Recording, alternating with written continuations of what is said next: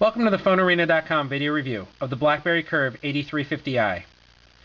The 8350 is probably the last we'll see of the 8300 series, but they're going out on a solid note. It's the first new BlackBerry we've seen from Nextel in a very long time, and replaces the aging 7100 in the lineup. The Curve is similar in design to any of the other 8300 series Curves we've seen, although it is slightly bigger in all dimensions.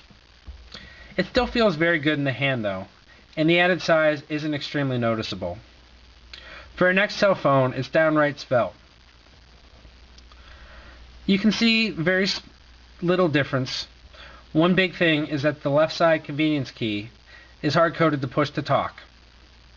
Other than that, most things remain the same. The other difference is the 2.5mm jack instead of the 3.5 one we've been accustomed to. Although around this jack is the Nextel ring, which allows for push-to-talk over wired headsets. We like to see 3.5mm phones, but at the same time, it makes sense to have a 2.5 with the direct connect ring on this one. This is also the only 8300 to feature the 4.6 OS, which is very beautiful. It's mostly eye candy though, as not a whole lot has changed. The web browser is definitely better than we've seen on previous BlackBerries, the Storm and Bold notwithstanding. Functionality is way better than the 7100 though, and for current Nextel users, this will be a great refresher. One of the big differences between the 7100 and the Curve is the keypad. The Curve, of course, has the full QWERTY, whereas the 7100 uses the Sure type. Another big difference is internal memory.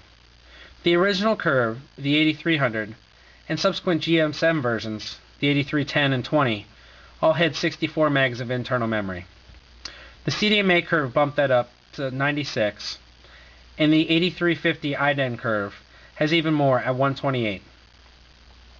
This makes for a noticeably faster performance, and we experience no lags or hang-ups.